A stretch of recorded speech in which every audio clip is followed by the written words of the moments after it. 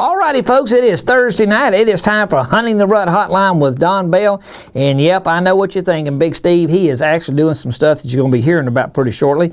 And tonight, it is, guys, can you believe it? It's March the 10th. Turkey season is going to be on top of us, and it seems like deer season just ended. There's a lot of things happening all over the country. It's happening on your piece of property where you're hunting. Even though you're not there right now, there's things happening, and them bucks are getting ready for what you're going to be doing here in about 7-8 months again. So listen, tonight is March 10th. It's Thursday night. Get on the phone, call your friends. We're going to be talking about hunting the rut, and we'll be right back. You don't like old milk. Deer don't like old urine. Brown and cloudy urine reeks of ammonia. Ammoniated urine means it's old, not fresh, and it doesn't fool deer.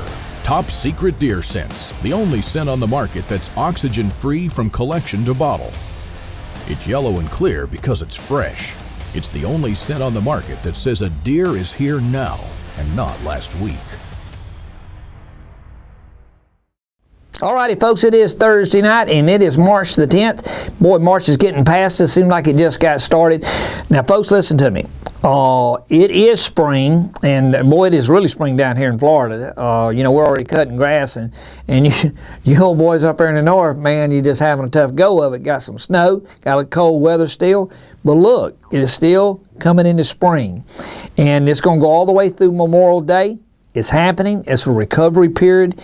And guys, listen, the recovery period for a whitetail buck, man, as soon as they lose those antlers and stuff, they really start gearing and preparing for that recovery period all the way up. And we know we got some questions regarding that tonight, and we're going to talk about that where you are and where you live. And guys, please, as you listen to this and as you come back and watch these shows later, always pay attention, really pay attention, not to only the questions that are being asked, but who's asking them and where they're asking them from. And you start it's like putting a puzzle together, and you start realizing, wait a minute, there are a lot of similarities to a whitetail buck anywhere in North America. I've told people for years the only difference in a whitetail buck between, Canada or Pennsylvania and Alabama versus Kansas is topography. The way you set up on that deer, the lay of the land and pressure, that's the difference. They got ears, eyes, nose. And all of them are in the process all over North America, including Canada. They're in that process of a recovery period. You guys are ahead of us in the north where your season ended. You guys are up there having a big time getting out of that snow and just getting out of that house in that cabin fever, and you're out there looking for sheds. And not only is it a good thing to get out of the house and get to go do that, but man, there's a wealth of knowledge in doing that. A couple of things happens with that. It's not so much telling you where the bucks are, it's simply taking an inventory of the bucks that made it. So you're checking your cameras and stuff, and you start finding sheds, and again, it's not hard to do. You guys in the north have an advantage over us southerners in that bucks in the north, and when it gets cold, they'll start bedding up. Well, of course, all does and bucks, but they'll start bedding up on that south side of those ridges, and that snow will bed them up close, and then they start dropping those horns, those antlers, and it's easier for you to find them. Man, when that snow starts melting and you see them fingers sticking up like that, that's fun, isn't it? See it there on the screen? Man, that's nice walking out there and seeing those things. It's almost like Christmas time. And what really gives you a thrill up the leg is when you look at one side of that rack and you recognize that buck and you realize that, hey, he made it. In other words, you didn't shoot him, and the guy next door to you, your neighbor, didn't shoot him, so he's still walking around, which means now you're paying attention, you're taking an inventory. You got a way to set up on that buck and be able to see and know that he's there, so you not can only hunt a buck, but a given buck. Not so much in the South. Mike and I were kidding last week about it down here. Literally, in fact, tomorrow is, what's tomorrow, Friday? Looking at a piece of property tomorrow up not far from where I live, and it's rocky, and even though it's a clear cut, have snake boots on. Hear me, snake boots on, because you step your butt off that four-wheeler out there in the South this time of year, if you're not careful, That'll rattlesnake will pop you. Up north, you ain't got that problem. But we are having, guys, what was it today? 70, 80, 72? I think the weekend up there where I'm at is going to be about like 82. So, you know, we have those temperature risings now, and so deer in the south, it warms up quicker. We got quicker browse, all of that. So the recovery period is quicker. Even though you start earlier, we start later, but we surpass you because of all the browse and the conditions for the deer here to be able to recover quicker. They don't have that winter kill. They don't have all that, as much pressure as they do there. So pay attention to that. Get out there and do it. Now it's time to be looking at the food plots. In fact, piece of property I'm looking at tomorrow, one of the things I'll be looking at is it's a new piece of property. I want to see where the possibility, and I'm going to have my dozier guy with me. I was telling the guys, I'm going to have Chris, my dozier guy, to be able to walk with me and say, hey, what about over there? What's the soil look like over there in relation to the topography of the land? So what we talk about on this show, we're doing. So now's the time to do it. Hey, don't just run those cameras during fall. Run them year round. See what's on there. See what kind of predators you got. See what's on your property. See how often it's coming through. See what's eating your corn. I mean, you're feeding them. You might as well see. And you'd be surprised how much, of course, no you wouldn't if you see it on the camera, how many squirrels and coons is eating your deer feed. So, you know, and you can do something for that. So there's a lot of stuff going on. And so you'll be able to watch your herd and stuff. Another quick thing we want to talk about here in this opening is you're going to hear a lot about this. You're already hearing a lot about it. And of course, you've heard about it for years. It's called CWD,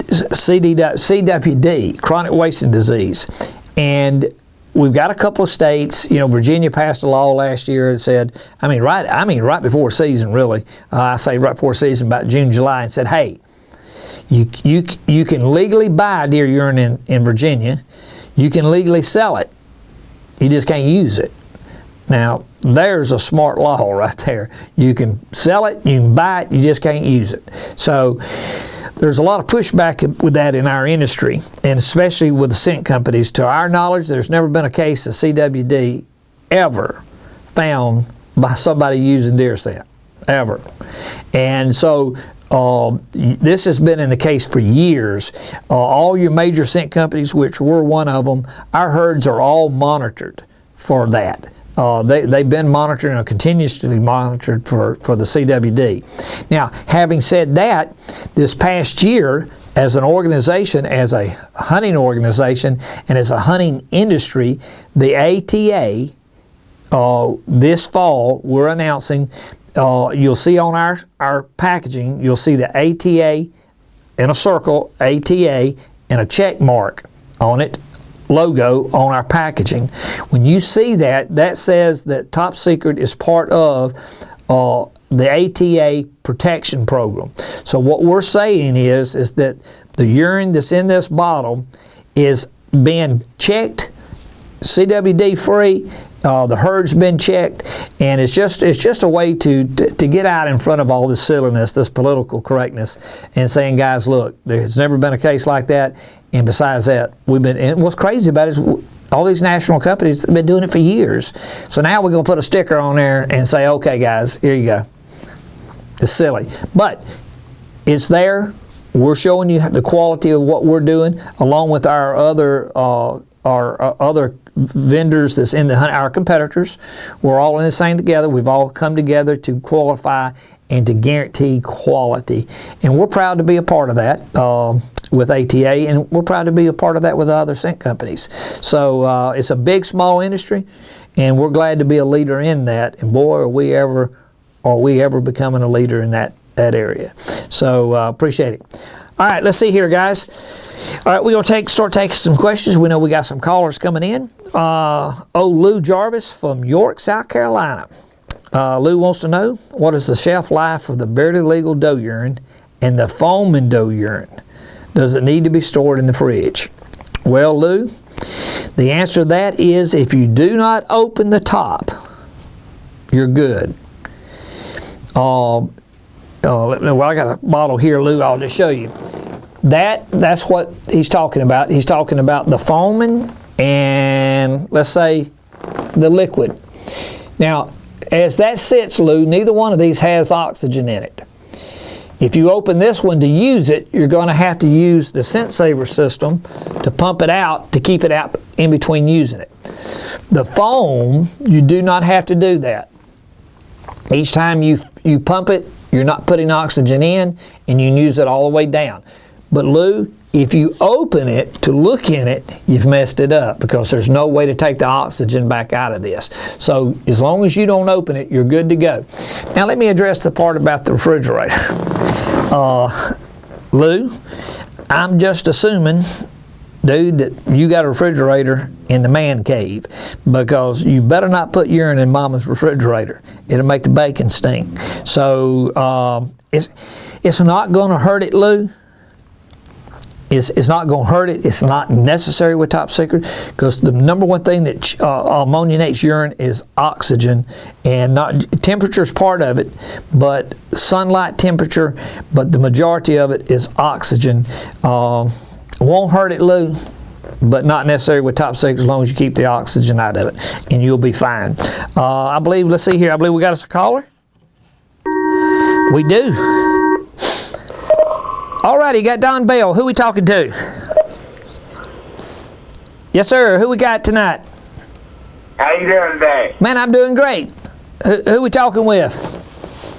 Steve Carter. Mr. Steve. Oklahoma? Yes, sir. Ada. Way down southeast Oklahoma. What's Ada near? I'm supposed to, you ever heard of Ada, Oklahoma? How far are you from the, is it Tinker? What Air Force base is right there? I-40. Yeah, I'm about, that's Oklahoma City there. That's about 2 hours southeast of there. Southeast, okay. There's a, and I never can remember the name of the town there that I do a seminar for. They're in it's not, never can remember that town, but it's an older city, and a lot of industry there. Yeah. In Oklahoma City or Shawnee or? No, you're southeast of Shawnee. I'm southeast of Shawnee, and there's another town called Ada. What's it called? Ada, ADA. What's a dealer? What's one of your dealers? Well, I buy stuff. You know, you're that lure out of a guy from out of Ada there called Bailey's Outdoors. Yeah. Bailey's. That's where I did a seminar. Yeah, right there. They moved 2 or 3 years ago. They're in not a strip mall, but big parking lot out in front of them. And man, they had a tent thing out there, and it come up a wind. Dude, it took everything we do to keep that tent from like blowing out through there. But yeah, I know exactly where you are, man. Well, good. What kind of question you got tonight, Steve? Well, I bought some out your lure last year, while hunting. And I've used several different kinds of, lures, and scent stuff. And I have the best results. I don't know, everybody has their own deal, but I like using on drag running. Yep. You know what I mean? And I seem like I have the best chances on a drag rag. I'll put it on a drag rag and drag it, around before I get to my stand and tie it off to a tree somewhere before I get to my stand. And that stuff last year, I put it on there and used it, and I had some very, very good results with it. Well, we appreciate that. And Steve, it's not a hard thing. You're familiar with Code Blue? Yeah. Well, I started Code Blue, and when I started Code Blue, it was a simple thing, and before that I did Tinks. Well, I've used all of it. Yep. Well, Tinks is a blend, and when I introduced Code Blue, it changed the industry because it's single urine. I mean, don't take a rocket scientist to figure out one deer in a bottle is better than a bunch of deer in a bottle, because you got a blend of urines. Well, so what Top Secret is single urine, no oxygen. Boy, that's a game. Because you can tell by see the color. That's exactly right. You're right. And look at anything, say like a human urine. It's not black. That's right.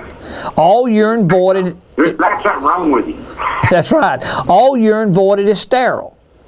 Right. And so, you know, if you listen to this show much, I tell them all the time, take your bottle of glass, urinate in it, sit it down tomorrow morning. It should be a clear yellow. All urine voided is sterile when it's voided. Dog, cat, human, deer. And then you come in tonight, you do it this morning before you go to work, and you come in tonight, it's already changing color and smell. Oh. And the only variable to that is your oxygen. And so what we've done is collect single urine, no oxygen. The first time you use it, it's the first time it sees oxygen. Now, I'm gonna tell you something here. You got success. So, you know, you can't argue with success. No, sir. All right, now having said that, I want to tell you something about what you're doing that can... I'm going to explain the difference between our two products that we have. Okay. One is liquid, you know, in the little hot sauce bottle, and the other one is in a foam. Yes. Okay? Yep. Now the difference... Both of them. All right, well, let me show you. The difference between the two is, let's you and I go hunting. We're going to get up in the morning, in your head, you picture... well, right there where you are, imagine you and I are standing there, and we're going to put a drag rag on. We're going to get up out of your chair right there, and we're going to walk across the street. We're going to walk up the hill over there. We're going to get up in a tree. Yeah. All right? So we put a drag rag on where you're sitting. We drag it across the street in front of the house, and we go up in the woods. Right. Now then, where is it the freshest at? Where you started. Yeah, All right. exactly. Now watch this. I'm a buck. You're sitting up in that tree across from your house looking at your house where you just walked. I'm a buck coming down in front of your house and I hit your scent trail. Right. Bucks will follow, they will backtrack it to where it's the freshest. Now, in other words, there's an option there. All right? Now watch this. If you take the foam, I don't know if you can see the screen, but if not, when you rewatch this, you can see it. I'm holding up a bottle of foam. Okay. 8 ounces. So this, let's get up out of you and I. You get out of your chair, and you don't need a drag rag with the foam. And here's why. You're gonna take the foam. It's got 300 pumps in it. So here we go. You're gonna take it. You're gonna walk, you know, the distance of your front yard away from where you're sitting, because you know you don't want to get right at the truck and do it.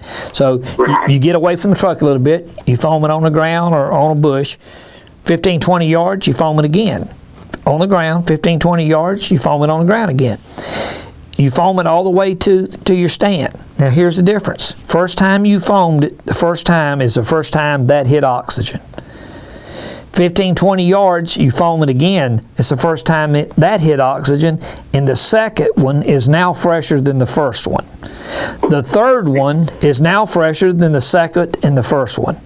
So each time you foam it, the last one is fresher than the previous one. Now watch this. Same buck. You're sitting in your tree. I come walking down the road, I hit that scent trail, and I'll turn and come to you because it's directional. It's crazy. Oxygen free is a game changer, because for the first time in the scent industry, not only is it better, but it's directional. So with the foam, he'll literally turn and come to you, follow you that way, because it's fresher the way that he's going. Yeah, the more he follows, the first time he hits the more he follows it, the fresher it's getting all. Exactly, bingo. I mean, you know, so now watch this. Do you use a grunt call?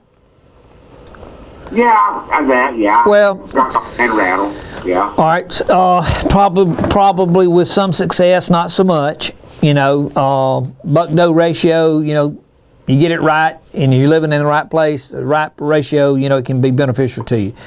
But grunting, I always grunt. But here's the deal. Always. You get up in that tree and you grunt. Most people grunt and they don't use scent. Well, grunting is an infringement. You know, 98% of all grunt calls, I don't care who makes them, is a tending grunt. So you get up in the tree and you grunt, and you grunt literally in your tree, and I hear you, and I'm a buck. What you just told me was another buck's tending a doe. Well, whose doe? Well, that would be my doe because your butt's sitting in my area. There you go. All right, so grunting is an infringement. A deer has 3 defenses: ears, eyes, nose. So when you grunt, grunting in a nutshell, and I'm making this simplistic, simply puts me downwind. You can't shoot what you can't see. So when you grunt, that's going to put me downwind. And the reason that I go downwind, most bucks is going to go downwind, is because they want to smell what they're hearing. They want to confirm their ears with their nose. Right? So a lot of guys don't even use scent when they grunt, but if they do, the number 1 scent sold in America is estrus. That'd be like you coming home and smelling Old Spice cologne, flipping the light on, and see your wife. Dude, you ain't looking for your wife, you're looking for Old Spice. So when you grunt, you need to be using buck urine. Right? So you, now then, having said all that, watch this. If you get up in your tree with the phone, you can take 1 estrus and 1 buck. You put buck in one hand, estrus in the other. As you walk in, just alternate it. Buck, estrus. Buck, estrus. Now you got a buck chasing a doe. By the way, when you're grunting, what you're telling me, there's a buck tending a doe. He hits that scent. Now he's got a buck trailing a doe, and guess which way their butt's headed? Right to you. Yeah. Yeah. I see exactly where you're coming from on that deal. Yeah. Neat. You bow hunt or gun hunt? It's not hard to figure out if you sit there and think about it, Well, you know what you're talking about, Well, the scent, the oxygen-free, literally is changing the scent industry. That stuff is awesome. Since I used it last year, I'm sold on it. That stuff's, I've got, like I said, I got good results on it, Well, and when I get good results on something, I will keep using it. Yes, sir. Well, hey, it's hard to argue with success. And it's hard to argue with it. You can't argue with it. Well, common sense. Look, when you go to the store, if you were to go to Bailey's and walk in that store and go to the scent department and open up a bottle of scent, what color is it normally? Yeah, it's black. It's black or brown. There's a reason for that. I don't care whose you open, it's that color. And the reason for it is it's ammoniated. First of all, if it's not code blue, it's a blend. If it's not top secret, it's a blend. It's not fresh either. But even code blue is brown, and I know it's my patent because it's collected with oxygen. Top secret is patent pending in 4 different ways. There's no oxygen. So the first time it gets oxygen is when you use it. Now here's the difference. If tomorrow morning you urinate in that glass, clear yellow, you come in tomorrow night, it's going to be a brown. The only variable to your urine is oxygen. Dark urine says that Steve was there, but he's not there now. Clear yellow urine says Steve's there now. So if you're going to go get up in a tree in Oklahoma and freeze your butt off, you want to let that buck know that you were there or you are there. Now you want to let them know that you are here. That's my point. There you are. That's the reason why Top Secret is going through the roof. There you go. And so tell all your friends about it. And Bailey's is a good account, good family, good Christian family. And I do a lot of business with them. They set up a lot of my bows for me, and and rifles and black powder, everything. I do everything. Miss Bailey's still running it, isn't she? Yeah, they moved from where you were saying where they were at over that little right. Where you said, they did say they moved. They did move. They moved over off Mississippi and Maine and Mississippi. They got a nice store over there now. Does it run east and north and south? The Mississippi Street runs north and south. Yeah. Did they move back toward town? Yeah, it's right off. If you come in from the west, from like Shawnee or Oklahoma City, and you come into town, you come in on Old Main Street. Right. And you come all the way into town, and when you get to Mississippi, it's right catty corner right there. It's real easy to find. Yeah. Yeah, because the hotel I stayed at was on Mississippi. I think it was a New Holiday Inn or Hampton Holiday Inn Express or something there, and I just came up Mississippi to them. Well, look, man, we appreciate you. We appreciate you calling in. Hey, you bet. And I can tell you, I'll pass that on before a lot of my my nephew and my uncle. Well, tell them.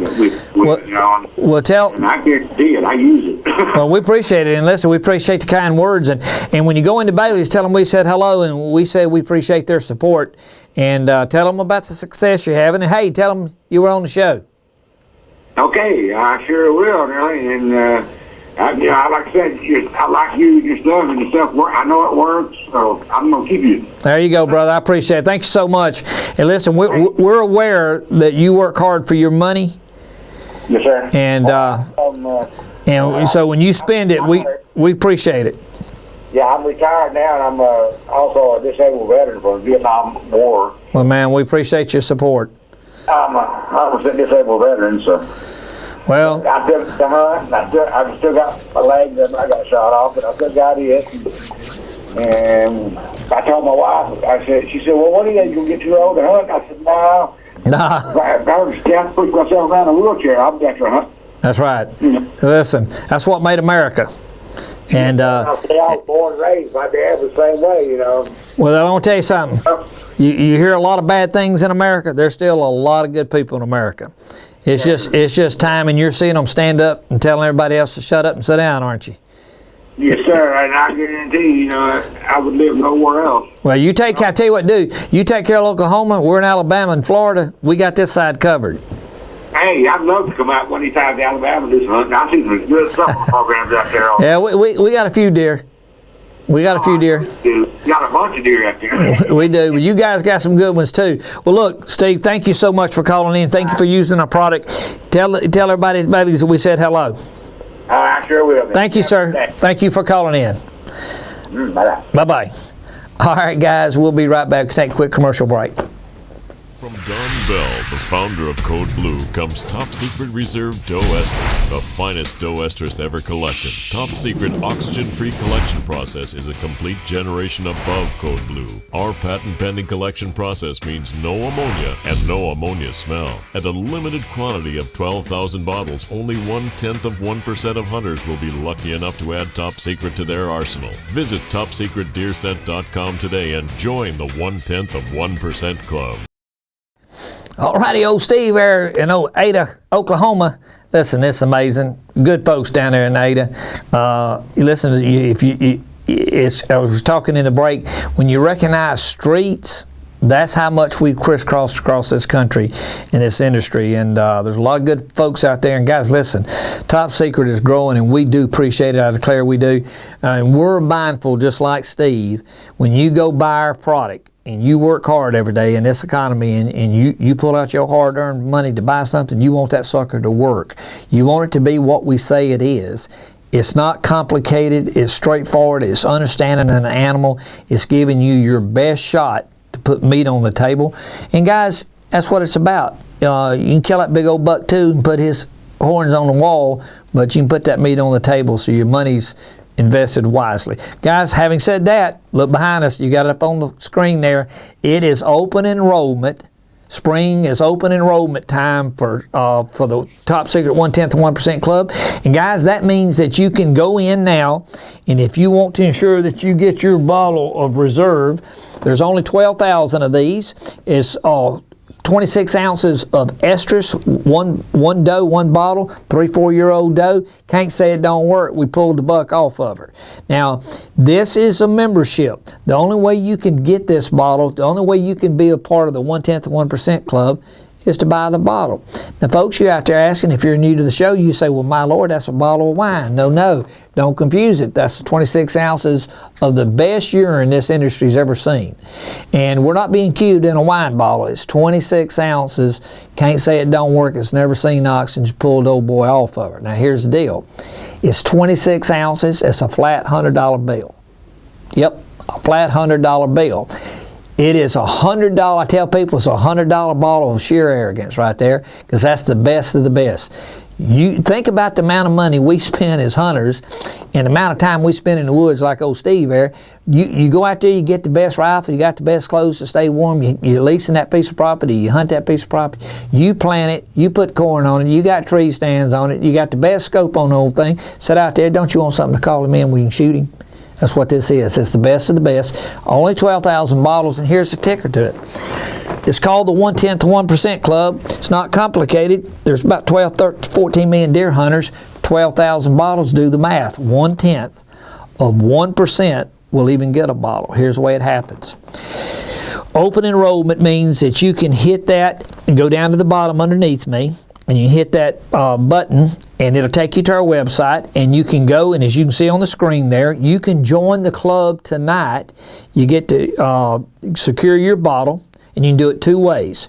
You can buy it now, which means it's a one-time payment. Listen, just between you and me, Mama can't see you. She don't know anything about you breaking that piece of plastic out, and I ain't gonna tell her. You can go ahead and get your bottle. We'll send it to you this fall. In other words, when you buy it now, we're not gonna ship it to you now. You can say, hey guys, I want my bottle and I want to pay for it today on the website, and I want you to ship it to me this fall. Give us a date and time. You can pick it on the screen there and tell us when you want it. Second opportunity, and this is the one I'd do. Listen. You can break that card out and you can do it in 4 payments. It's open enrollment. So that means you can say, hey, you know, Don, I want my bottle for this year. And so I want to go ahead and join, and it'll take $25 a month, take 4 months, and you tell us the future date. It's the easiest way to join the club, and you know it's secure. It's like buying season tickets at the University of Alabama, and God knows, go try to buy a season ticket at the University of Alabama. I ain't going to tell you how many national championships they won. You've heard all about it, and yes, they did it again this year. That's how hard it is to get that. So do the math. Hey, don't get left out. Hit your button, get it tonight. Sign up, get it for this coming fall. Tell your friends about it. Make sure they get theirs. First come, first serve, open enrollment. Guys, I believe we got somebody on the line. We do indeed. All righty, you got Don Bell. Who are we talking to? Call to your friends about it. Make sure they get theirs. First come, first serve, open enrollment. Guys, I believe. Okay, who we got? All right. Tell him to mute his computer. Hey, can you mute your computer? Yeah. Okay. I'm hearing it in the background right there. That's all right. Hey, this is live, man. That's what it's all about. Hey, Don. Hey, man, I hear you. Who we got? Paul. Hey, Paul, how you doing, man? Yep, I'm the guy that sent an email the other day that I'm up in the tree stand 25, 30 feet. I'm 70 years old. You remember talking about that? Oh, I do. Yes, sir. Man, you know what? Are you gonna come down out of height this year, or are you gonna still climb high? Yes, I am. I bet you, Mama's gonna love you. Are you married? Yeah, they're always worried about me up in those trees. So, but this is an exciting time of year for me. I go up in the woods, and I was up there yesterday. I'm fixing my stands up, and I'm making sure they're rock solid for next year. That's right. It's fun. Well, I'd like to tell you how much I enjoy this show. Well, we appreciate that. We really do. We learn as much as you learn, and what's neat about it is that you realize you're not alone. And what you're doing, in fact, what you just said, as soon as you said that, I thought about an old man in Fort Worth. I was doing the Texas Trophy Hunter show, and this old man come up and he had a bag, and he was buying stuff from everybody. And he said, man, he said, look here, he said, the best part of going hunting is getting ready to go, thinking about it. And so success means doing just what you're doing. You're right back in there, and this is a great time of year, Paul, to get on your property. And because, you know, of course, again, you're in New Jersey up there. And what part of New Jersey are you in? I am about 7 miles out west of Atlantic City. You're south of Bordentown, or north of. Yeah. Oh yeah, way. I'm about 40 minutes from Cape May. Okay. Well, yeah, no. Are you doing any shed hunting? I was up there yesterday. And a couple days last week. I haven't found anything yet, though. Oh, you got snow on the ground?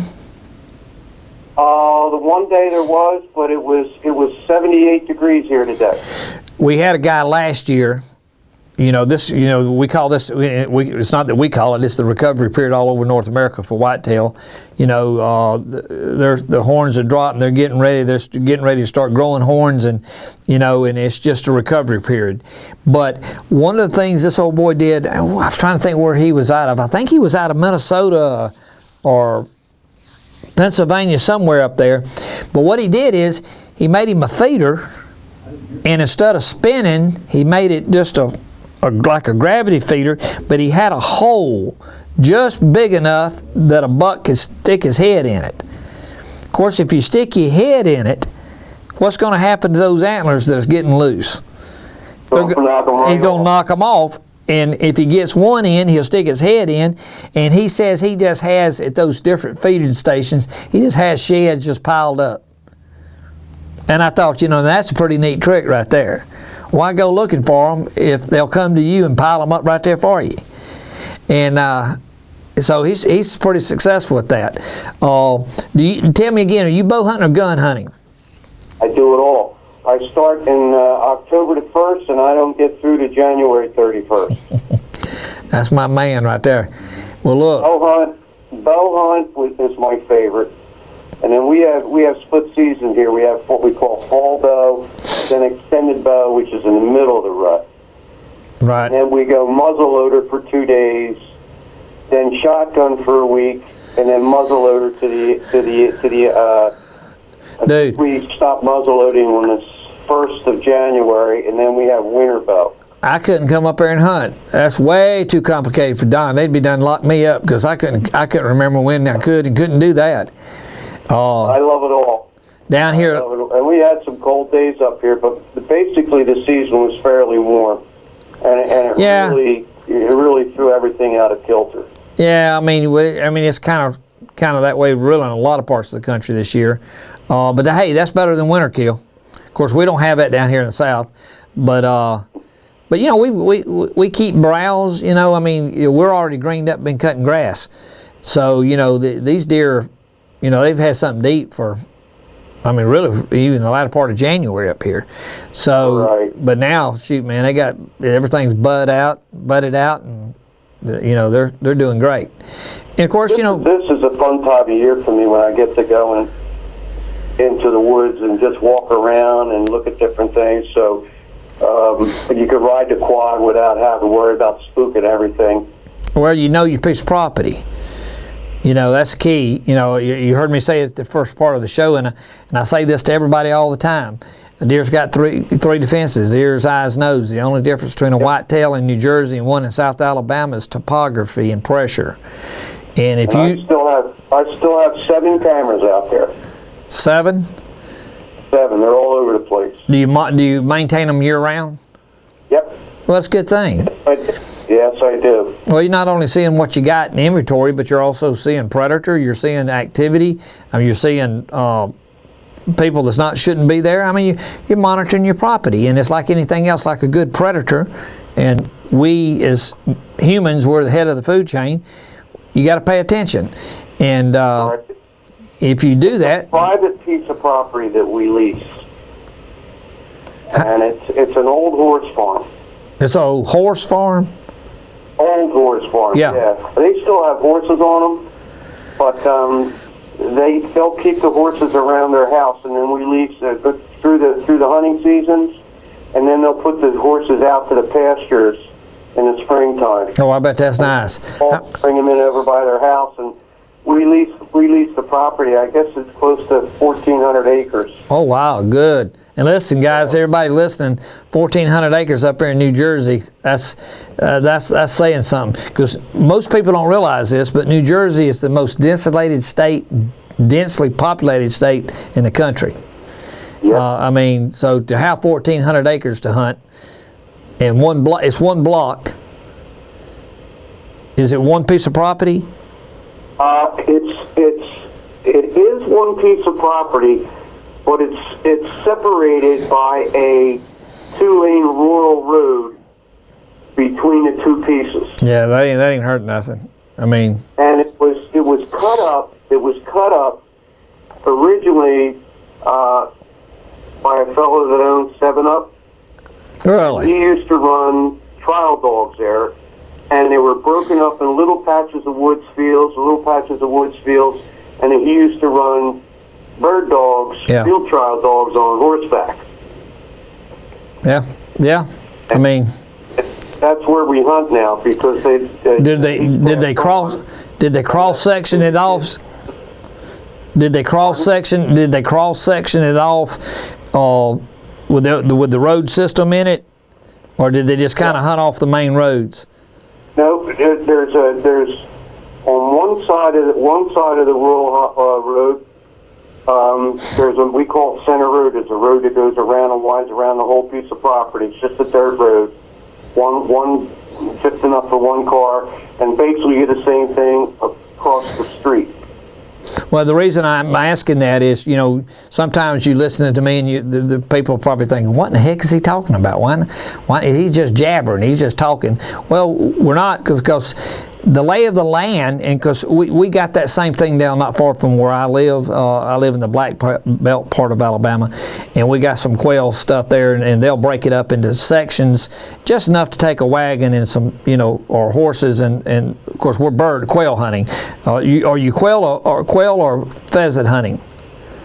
Well, we're the quail population down here. The wild quail population was hit by disease and the mosquitoes or whatever filled up all the eggs. So we are a put and take. We have somebody that raises the quail, and then we plant them, and then guys take their own bird dogs out there and run the quail. Yeah. I used to be a big time bird hunter, but when my dog passed away, I just didn't have another. No, hey, listen, man, there ain't nothing like having a good dog, is it? I'll tell you quick. It was good too. I'll tell you a quick story. When I was 15 or 16, Preston Street Baptist Church, one of our deacons raised bird dogs, and he had a litter of lemon pointer, and he had good dogs. I mean, that man had, he hunted off horseback, and I knew that, but it never dawned on me, and I saved my money up. He's got a litter coming, and I bought me a little liver pointer. That's the prettiest thing. And man, I got to training that rascal, and boy, we'd come into Sunday school, and I'd tell him, I'd say, man, I'd turn that dog loose. That's the craziest sucker in the world. And I said, he's gone. He started laughing. I said, what's the damn funny? I said, man, the dog's gone. I have no idea where he's at. That sucker's out there pointing on Mars somewhere, locked up on a coat. He laughed. He said, Don, he said, the dogs are bred to hunt off of horseback. And I said, dear God, dog, I ain't got no horse. You know what I'd do with that dog? You know how I finally started hunting that dog? I'd drop the tailgate a mile or two where I was going to hunt, and I'd make that sucker run the pickup truck to where I was going to tire him out enough that he'd hunt close. But ain't nothing like busting a quail, is it? That's fun. And I always shot him with a 410, a little 410 automatic. A little Remington 410 1100. You talk about fun. Yeah, we didn't shoot them with a 410, man. We was bad about busting their butt. When they got up, we were all about putting them on the ground. Best eating in the world. Quail. They are. Best eating in the world. But the reason I said that about the lay of land is that, if it's, you can, a deer's like a human. I mean, they're not going to walk through thick stuff as long as they got covered. They're going to walk through the easiest way. And the shortest distance between 2 points is a straight line. And so you give them cover and clean a trail, they're going to walk it. It's like... when we get to this part about talking about this deer decoy, I'm going to describe this piece that I'm hunting to you, and I want to see what you think. Well, yeah, tell me about it. No more am I going to hunt over bait. I'm going to use your scent, and I'll tell you a little story about your scents at the end of this whole thing. But I'm off the bait. I'm done hunting bait. I think I got a better chance with scent. And I hunted this 9-pointer. He was a beautiful deer. I put the bait down. I started baiting in August. So now, you baiting, are you saying corn? You're talking corn? Corn, yeah. Yeah, okay. Put it down in August. Me and my buddy did the same thing. He was hunting across that rural road about I guess as the crow flies, it would be about 3/4 of a mile. on the other side. He was hunting a 9-pointer too. And we both put the corn down. Put it down in August, and I'd go in there about once every 2 weeks, put more down. And I didn't want to overdo it in there and spook him out once I saw him on camera. Son of a gun. September and late September rolls around. All of a sudden, I stop seeing him on camera. He goes nocturnal. Just before the season, there was a 9-pointer, 2 8s, and a lot of subordinate bucks that were coming in there. And I hunted him the whole season. I tried not to shoot any other deer. Didn't want anything to do with the does. I hunted him specifically, and he was coming. He was coming in every night at nocturnal. He come in at 11, midnight, 2 in the morning. I said, you know what? Let me back out of here for about a week. So I backed out of there for a week. I just went in and baited real quick. I guess it was like the 4th day. I went in and I wanted to check the camera. So I grabbed the chip out of the camera. I come home. There he is, standing right in the middle of the corn pile. Noon. Yeah. Noon. 12 o'clock in the middle of the afternoon. Yeah. But this piece that I'm hunting, it's about 400. It's like figure out a rectangle. It's about 400 yards long. It's about 250 yards wide. On either surrounded on four sides is hayfield that they harvest for the horses. Right. It's not a true bedding area. I've been hunting it for a couple years now. I'm just starting to figure these deer out. It's a small piece, and they're smarter than me. And I'm trying to figure them out. And finally I figured out this is not a bedding area. It's a corridor. They go through there to go to all the other fields, and they come back the same way from coming back from the other fields in the morning. So if you could think of a rectangle, it's surrounded on all 4 sides by hayfield. Big hay fields?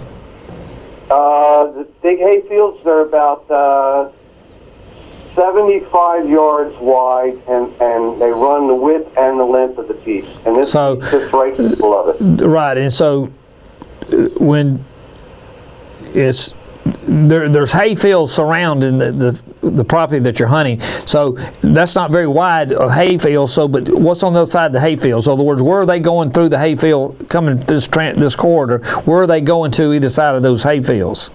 On the west end of this little piece. I'm close to the west end of it. I call it the sanctuary. There's a swamp there. And I don't go near that swamp because when they come out of that swamp, they work this way. They come out in the early evening. They work through this piece, and they go up and over to these other hay fields. And there's Lespedeza, and there's some stuff that they planted for the turkeys. Right. Clover. So yeah, they're bedded in the swamp area, and that's just a corridor. They're going through there to go to that. Now, is that swamp area yours? Yes, but I don't hunt it. I stay out of there because I don't want to. I know he's coming from there. Yeah. And I don't want to go anywhere near it to spook him out. So I try to get him coming through, and every picture that I do have him in the evening, I have him coming up. Now, in the middle of this, if you can picture this piece out, okay? If you can picture an oak stand completely, I have white oaks completely through the piece, okay? 250 yards wide, 400 yards long, solid oak. In the middle of it is about a 40-yard wide pine forest. And that's the travel corridor. Yeah, you would think they'd be bedding in that too. I am right in that funnel. Are they crossing it lengthwise or narrow? Lengthwise. So they're traveling through the long distance. Yep. But yeah, then is the pine bottom? Is a bottom? Is it a ridge in there? No, it's flat. Okay. All right, so they're using it as a haul corridor from one place to another. Yeah, it's a funnel. Now when the acorns drop, they come into those pines, and then they scoot out into the oaks to the west and north, and they scoot out to the oaks to the south. Oh yeah, I was gonna say how many acres is it? 400? I would say it's 400 yards long. Okay. 200 yards wide. Okay, I got you. All right, but still, if you got that surrounded by the hayfield. If you got that much, that many acres, I mean, that's, and in that short of area, I mean, you could just, you're right. They're just gonna walk the corridor because they ain't eating any direction. Okay. Now, I am not going to put bait down. I want to hunt strictly with these scents, and I have them all. I have the buck reserve. I just ordered for next year the doe reserve.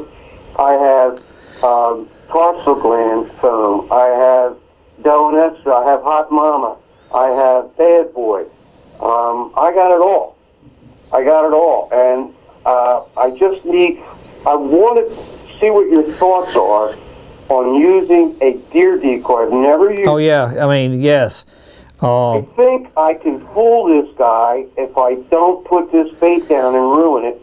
I think if I hunt a natural with that decoy, I have a better shot. I just don't know how to set it up. Here's the way you do that.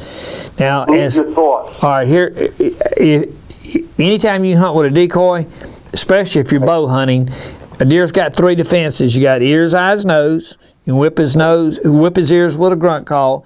You can whip his nose with a scent. The last thing he's doing, he's coming in, he might slow down because now he's looking for what he's seeing, hearing, and smelling. He wants to see what he's smelling and hearing. So now that's where the decoy, especially for a bow hunter, is to get that extra punch in there. Now here's the question I got. Let's go back to the swamp. How far from the swamp through the hayfield to the beginning of the corridor? You said about 75 yards? How far? 75 to 100 would be about. Okay. Yeah. All right, now then. Have you ever put a camera in the edge of the, out of the swamp, looking back into the swamp, into the edge of the field where they're coming out of the swamp, going across the field of the corridor? Yes, I did. Okay. Now, where did you have the corn that you saw the buck? Was it in the corridor, or did you see, in other words, it was in the corridor. Okay. Did you ever get a picture of him coming out of the swamp? No. Okay.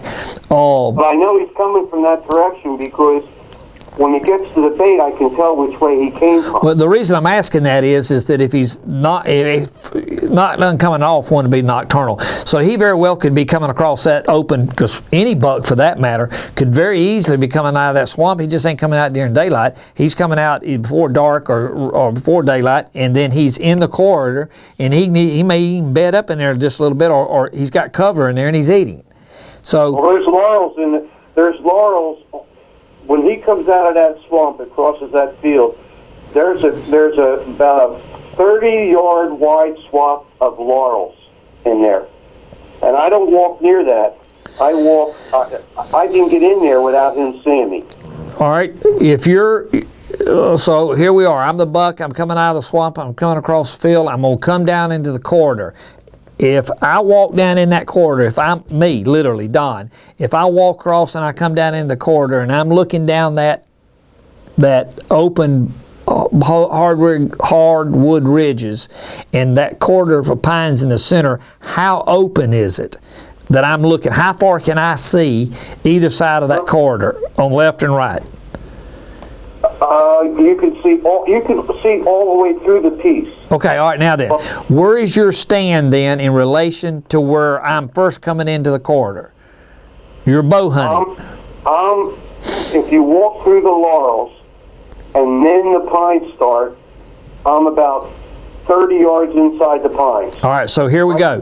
What you're telling me is I'm coming out of the swamp, I'm coming across, I'm coming into the corridor, but I'm really still covered in the laurels before I get to the corridor.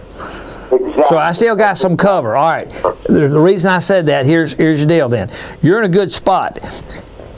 for a decoy. Because what that allows me to do, now think about it, you're the buck, I'm the buck, we're coming out of the swamp, which is probably where they're bedding. I got to get across this opening. Any deer, especially a good buck's going to be nervous about crossing that opening. That's the reason why they're going to cross it probably before dark or early morning, late evening, right? Now, we're talking pre-peak rut, because then they're going to run it. But so once he comes across, you see a deer, they'll scoot across and they'll stop. Well, once he gets in there, you got cover. He's not in there and open again. He's in. He's got a little bit of cover, so he can take his time to move on. So once what's the distance from the beginning of the laurel to the end of the laurel? The end of the laurels. The end of the laurels runs perpendicular to the way that the pine stands run. Well, in other words, it makes a T. Right. The laurels are at the bottom part of the T, and then the pines run up from that. How far through them? Pines run north and east and west, and the laurels run north and south. Well, I guess if I walked it, is it 10 yards through the laurels, 50 yards through the laurel? How long would it take? What's the distance through the laurels before I hit that pine? Through the laurels to me? Yeah. I would say 50 yards. Okay. So, I don't know how thick the laurels are, but chances are the deer, when they're coming out into the pine, are they still in the center of the laurel, or are they skirting either side of the laurel and coming around and getting back in the pine and coming out the center? Right. They're skirting. They come into the laurels and they skirt right down the edge, and then they make just like a moon shape into the. Well, are you finding scrapes on either one side or the other of the laurels? Yeah. All right. Now, right alongside of this pine strip, on the north side, is a little road. It's just like an old logging road, but it's all grown over, and they travel that road, and that's mainly where these deer are traveling. And it's just out of bow range. All right, so what they're doing is they're coming down through the pine and hitting that road and going out? Yeah. All right. Working up that road, and that's where all the scrapes are. All right. Up the road? Yep. So they're working scrapes past your stand. So you're trying to kill them before they get to the scrapes? Yes. All right. And you're thinking the majority of that activity is coming out of the swamp up, and they're hanging and going back up that road. And it's probably I know that's where they're coming from. Is it a logging road, two trail road? Well, it used to be a logging road, but it's all filled with pine needles. I mean, I could walk up that road if I wanted to without making a single sound. Okay. Well, the reason I'm saying that is they're not skirting coming out of the, the reason I'm asking this, I'm fixing to set your decoy up for you in your bow hunting. Yep. All right, so if the deer, the reason I asked if he's skirting the laurel, then is he coming back in the flat, or is he skirting the laurel and going up through the hardwood to that road? He's skirting, he comes down through the edge of the laurels, then he comes in behind me and goes right up the center, or he'll walk up that road on the edge of the pines, or he'll go through the pines. All right, now let's set your decoy up. Your stand is in the edge of the pine, or you're in the pine thicket, or on the edge of the pine thicket to the hardwood? Yes. You're on the edge of the hardwood into the thicket. All right. Yep. So he's skirting the thicket, or he's going to come behind you. If he goes behind you to go to the road, can you see him? Or is it too far to see, or not enough shot? Because my back is to him, and I'm in a big pine tree, so he can't see me. I'm up there 25 feet. No, but what if you, in which we've already talked about, you don't need to be doing that. So if he skirts and goes behind you, my question is, if he doesn't get in the thicket and gets out of the thicket and starts going to the right up, is it open enough in there that you can see him, or can he commit? No, I can see him. Okay, there. All right, now then, that's what I'm wanting to know. I just didn't know if he could come around the laurel and skirt and go up past you to get to that road. All right, so here's what I do. What they're doing is they're using that as a corridor. Not uncommon to do that. They're hitting that road, and they love deer love to put scrapes on boundaries. A difference in topography, a difference in like in a hardwood, in fact, that's where I was leading to, you said road, because normally in a break they'll hook, make rubs and scrapes there. So what I would do is I'd put that decoy in the edge of the hardwood when they skirt or they come out. You right-handed, left-handed? I'm left-handed. Yeah, I'm left-handed. I'm shooting a crossbow now. All right, but okay. Well, it wouldn't matter. But from looking back at it, if you're left-handed, that'd be fine. And the reason I'm saying it, I would not. I'd put the decoy into the opening of the oak, the hardwood, and not in the pine thicket. I'd want them, when they came around, I'd want them to see that sucker. And that's what I was thinking. That's right. And then he comes around, you want him to see it. On the other side, on the north side, I'm set up on the south side of that road in that pine thicket. I also put a stand in the other day when I was up there.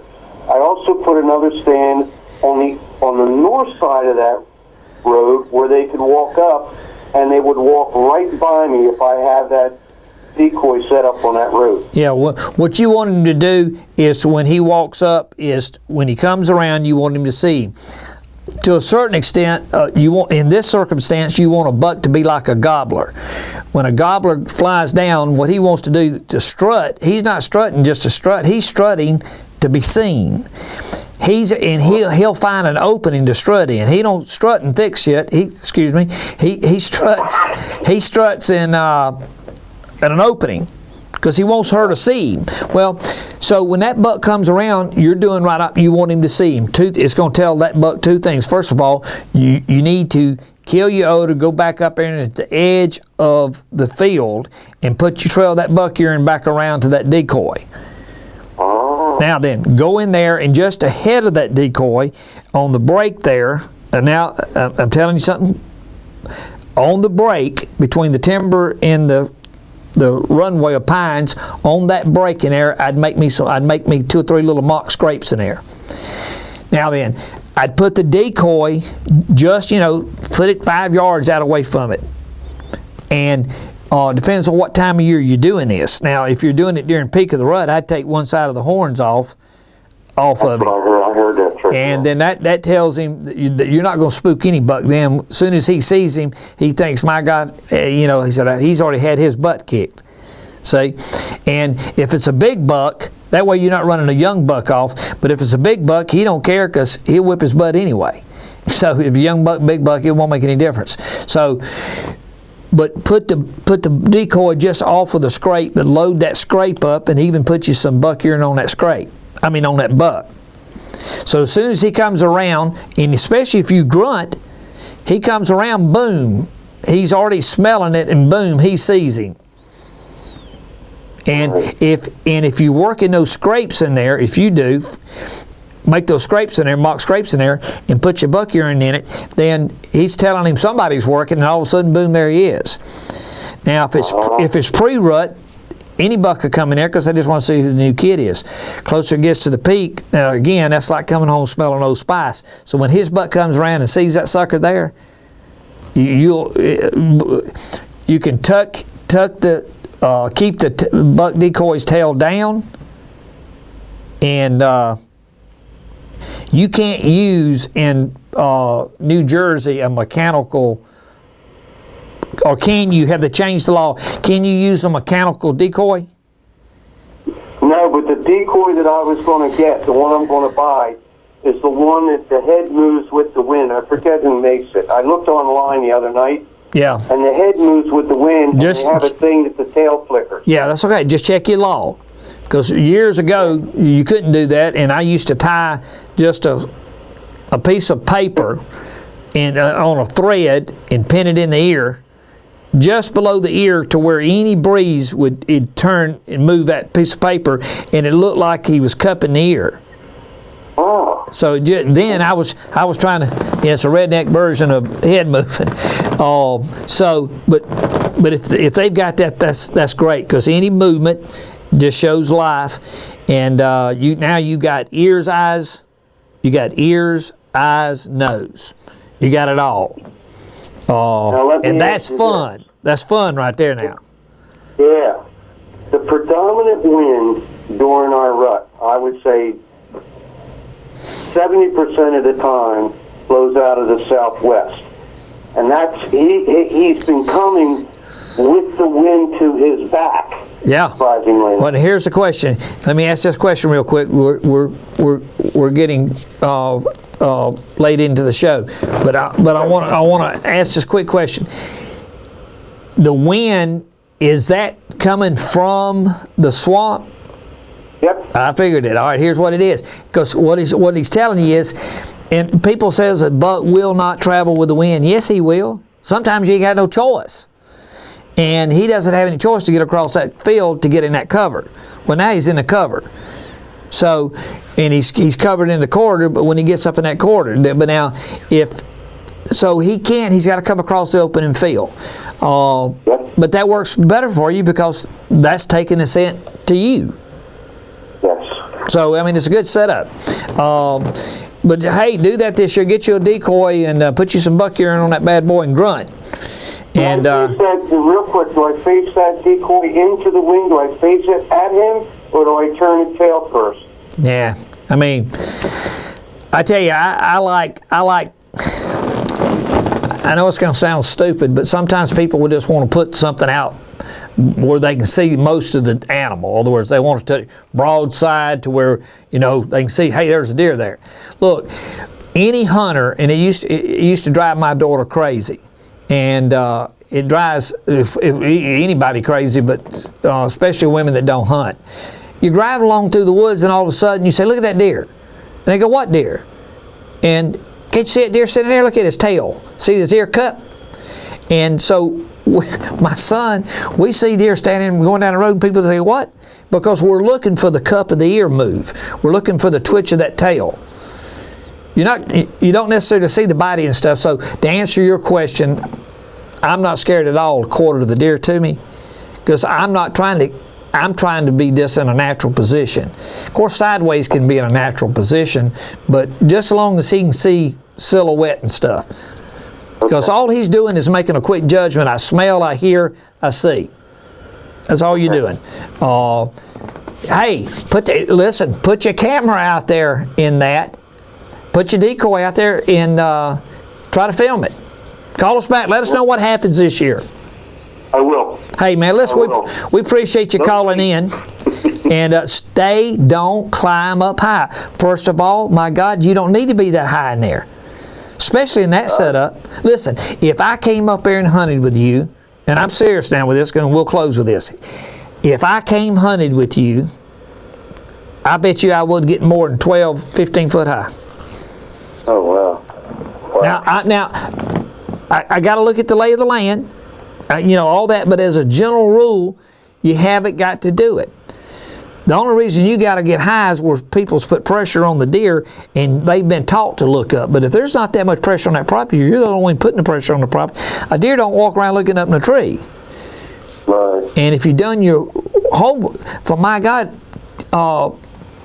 coyotes don't hang around up in trees. So sometimes we overthink it. You do not have to get high to kill a buck, and a good buck. If you got pressure on them, that's different. But there is a little pressure, but not in this piece that I'm on. Yeah, look, literally, you do not have to go anywhere near that high and tell your wife I said so. And so, where you won't get hurt. And this year, send us a picture. Let us know how it works out. Keep us posted. That was a big help. No problem at all. Keep us posted as you're going through there, Paul, and let us know how spring, summer's coming along, Garen, and how that piece of property is developing, if something changes on it. Because as guys listening, they're hearing, hey, that's similar to what I'm doing. So, Hey, so listen, we appreciate you calling in. Stay warm and tell your friends about the show. Okay, I certainly will. I'll be in touch. Thank you so much, Paul. Thank you, sir. Thanks for being a club member. Bye-bye. All right, bye. All right, folks. It's actually a little past time. They're going in there. A little past time, they say, hey. All right, folks, listen, we appreciate you coming in, calling in. And March 10th, man, it's coming along. It ain't going to be long. It's going to be deer season. But right now, it's spring. Hey, tell your friends to see you next Thursday night.